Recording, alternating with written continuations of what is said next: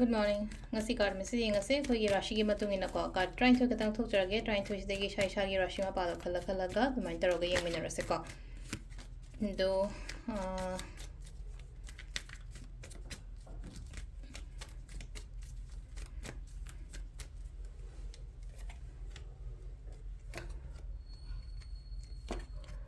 ahum mari manga taruka taret nipan mapan tara taramathoi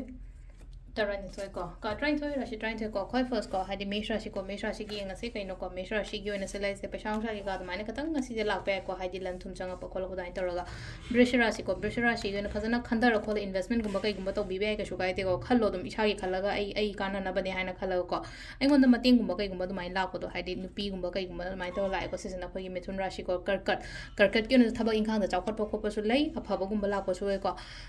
singa rashi gi confusions gumba yam lai ba thoi nuai ta ko to ma'am से नमक थबक तौनिंग बखोनिंग फाउदबदो नै canoe से नमक तौगे काइना याम confident लेना हाइतारे से लाइसे खोगी कैना राशि से हाइ तौबो ngमनी काइना खनबदो इसासिदा को अदुगा सिदा अखोगी तुला से नमु लेन आइगी लेरिबा जोन दुदा यमुक हेना थोलपो को खितंग के नमोना लेयो ब्रिचिक राशि नै योना हारगदी सोशल ओयो को सुकाइदे को सोशल ओयो मी तिलो मी मिरक तिनबा खोटपा मा माइ तरो को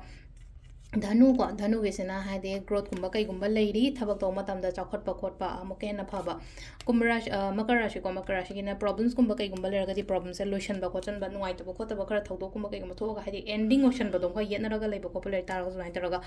कुंभराशि की से लेसे पाउनुआ गुम्बा कई गुम्बा लाक पयाई थबइन खांगदा चौखटपा पीरी लास्ट की मिन को मिन के से लेना को हाइदे डिसिप्लिन लेना थबक तो को दुम फगनी को इंगोंदा हाइदे तोथोक्तबा नत्रगा केनो तोथोक्तबा हाइदर आई ngमरोइदा याद्रे काइन खल्लगदी लेपथोकनो यादे है यानबने है खलग अदुमाइनगुम तौबीबा है सिलाइसे को